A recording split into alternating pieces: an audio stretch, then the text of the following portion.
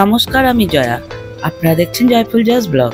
এই প্রচন্ড গরমে আপনারাও যদি আমার মতনই ঠান্ডা ঠান্ডা কুলফি, আইসক্রিম, পুডিং, দই, আম কিংবা কেক এই সব কিছুরই স্বাদ একসঙ্গে পেতে চান, তাহলে দেরি না করে আমার এই রেসিপির ভিডিওটা দেখে চটজলদি বাড়িতে বানিয়ে ফেলুন বাঙালির খুবই প্রিয় একটা ডেজার্ট ম্যাঙ্গো ভাপা দই রেসিপিটা।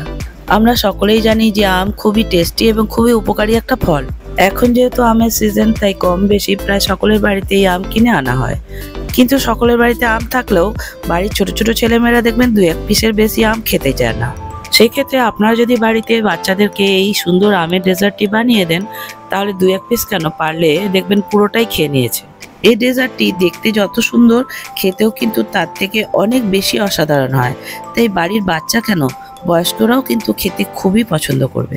তাছাড়াও বাড়িতে আসা যে কোনো গেস্টদেরকে কিংবা বাড়িতে কোনো অকেশনে যদি আপনি এই ডেজার্টটি বানিয়ে খাওয়ান, তাহলে দেখবেন আপনার প্রশংসায় ওরা পঞ্চমুখ হয়ে উঠবে।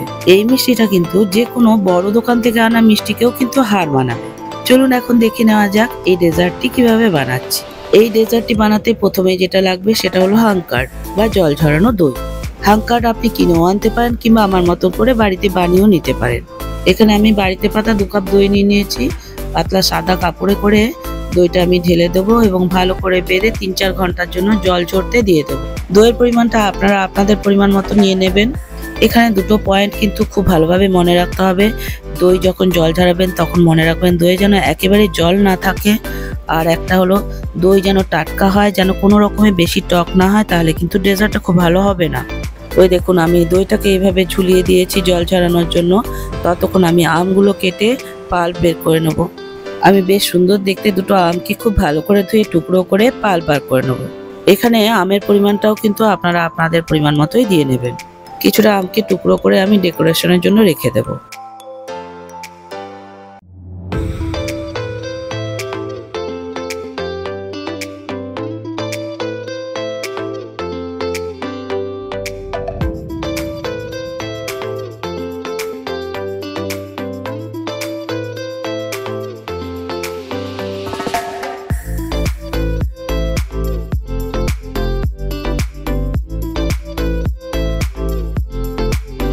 মিক্সার জারে আমের টুকরোগুলো দিয়ে মিক্সার জারে ঢাকা বন্ধ করে আমের একটা পেস্ট বানিয়ে নিলাম।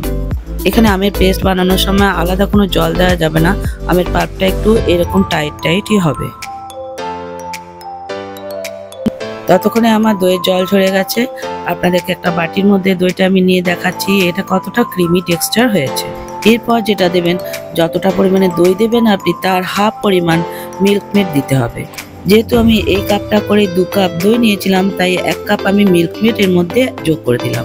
আপনার কাছে যদি মিল্ক মেড না থাকে তাহলে সম পরিমাণে চিনি এবং আমুল দুধ দিয়ে গাঢ় করে দুধ জাল দিয়ে মিল্ক মেড বানিয়ে নিতে হবে। আমের পাল্পটাও বাটির মধ্যেই ঢেলে দিলাম। সবকিছু মিশ্রণকে একটা চামচ দিয়ে ভালো করে মিশিয়ে নেব। চামচ দিয়ে মেশানোর পর দরকার হলে এগুলোকে একটা হ্যান্ড বিটারের সাহায্যে খুব ভালো করে বিট করে নিতে হবে। এই ডেজার্টটা যেহেতু আমি কোনো ওভেনে বানাবো না, জলে স্টিম করব বা ভাপা করব, তাই এইটার ফ্লাফিনেস আনার জন্য খুব ভালো করে এটা বিট করে নিতে হবে। এখন চামচ রেখে দিয়ে আমি একটা স্প্যাচুলা দিয়ে সেম ডাইরেকশনে অনেকক্ষণ ধরে আমি ফেটিয়ে নেব। ব্যাটারটা এরকম করে ফেটাতে যখন এরকম একটা খুব সুন্দর সফট এবং ফ্লাফি ডো তৈরি হয়ে যাবে, খুব সুন্দর গন্ধের জন্য হাফ টিস্পুন এলাচ গুঁড়ো দিয়ে দেবো। আবারও স্প্যাচুলা দিয়ে ফাটিয়ে এলাচ গুঁড়োটাকে ব্যাটারের মধ্যে খুব ভালো করে মিশিয়ে নেব। ব্যাটারের গাঢ়ত্বটা দেখুন এরকম হবে। দেখুন ব্যাটারটা এখন সম্পূর্ণ রেডি হয়ে গেছে। এটাকে স্টিম বা ভাপানোর জন্য আগে থেকেই আমি একটা কেক টিনের মধ্যে বাটার পেপার সেট করে নিয়েছি। আপনাদের কাছে যদি কেক টিন না থাকে তাহলে বাড়িতে থাকা যে কোনো পাত্রের মধ্যে বাটার পেপার দিয়ে স্টিম করে নিতে পারেন। ব্যাটারটা কেক টিনের মধ্যে আস্তে আস্তে পুরোটাই ঢেলে দিলাম। ব্যাটারটা ঢেলে দেওয়ার পর একটু নাড়িয়ে নিতে হবে এবং একটু ট্যাপ করে দিতে হবে যাতে কোনো বাবলস না থাকে। একটা স্প্যাচুলা দিয়ে উপরটাকেও একটু সমান করে দেব। ব্যাটারটা রেডি করতে করতে ওদিকে আমি একটা ঢাকনাযুক্ত কড়াইয়ের মধ্যে 1 গ্লাস জল ফুটতে দিয়ে দিয়েছিলাম। ঢাকা খোলার সঙ্গে সঙ্গে দেখুন স্টিম বেরিয়ে এসছে, জল ফুটে গেছে। জলের মাঝখানে এরকম একটা স্টিলের র্যাক দিয়ে দেবো। ব্যাটারযুক্ত পাত্রটা এর উপরে ডাইরেক্ট দিয়ে একটা ঢাকনাও দিয়ে দিতে পারেন, কিংবা আমার মতন এরকম বাটার পেপার ওর উপরে ঢাকা দিয়ে মুড়ে এর মধ্যে বসিয়ে দিতে পারেন। পাত্রের মধ্যে এরকম বাটার পেপার মুড়ে দিলে ব্যাটারের মধ্যে কোনো রকমের জল ঢুকবে না। তারপর ঢাকনা দিয়ে দিলাম। ঢাকনার মধ্যে একটা ছোট ফুটো আছে, একটা কাগজের টুকরো দিয়ে বন্ধ করে দেব যাতে কোনো রকমের ভেতরে হাওয়া না ঢোকে। সিম আজে 1 ঘন্টা কিংবা 40 মিনিট ফোটার পর ঢাকনা খুলে একটু চেক করে দেখবো। বাটার পেপারটা আস্তে করে খুলে দিলাম। খুব সুন্দর হয়ে কুক হয়ে গেছে, তার প্রমাণ দেখুন, চারিদিকটা কেকের মতো ছেড়ে গেছে।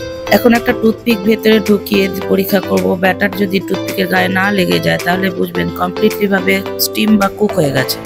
এখন নামিয়ে ঠান্ডা করে নেব।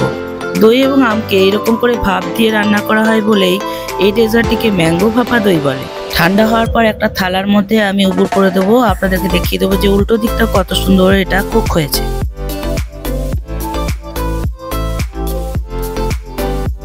হালকা করে বাটার পেপারটা উপর থেকে উঠিয়ে ফেলে দেব।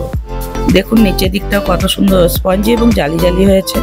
নর্মাল ফ্রিজে 2-3 ঘন্টার মতো রেখে বার করে ডেকোরেশন করে নেবো উপর। ফ্রিজ থেকে বার করে নিয়ে আসার পর দেখতে দেখুন কত সুন্দর লাগছে।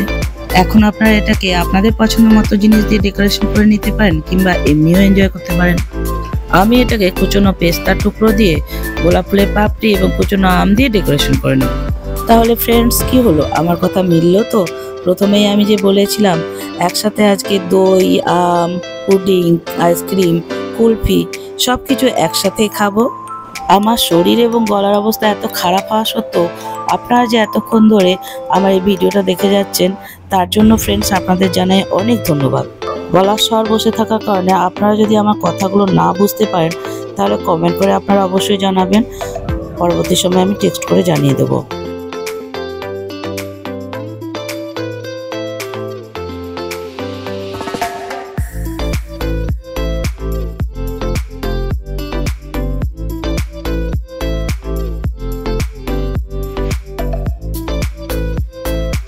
চারিপাশটা একটু ডেকোরেশন করে নেওয়ার পর আপনাদেরকে আমি একটু চাকু দিয়ে কেটে দেখাচ্ছি যে এটা কতটা সফট হয়েছে এবং কতটা টেস্টি হতে পারে।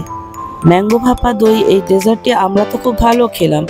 আপনারা কেমন খেলেন সেটা কমেন্ট করে অবশ্যই জানাবেন। আর আপনাদের যদি ভালো লেগে থাকে তাহলে প্রচুর পরিমাণে লাইক, শেয়ার, সাবস্ক্রাইব করে আমার পাশে অবশ্যই থাকবেন।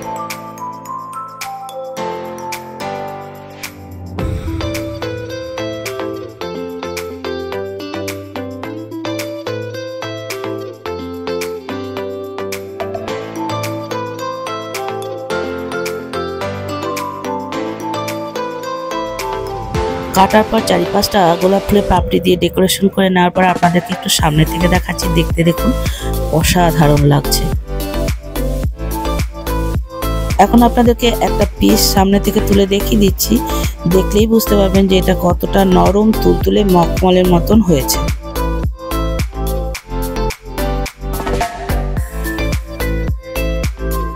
আজকের মতো এখানেই রাখছি।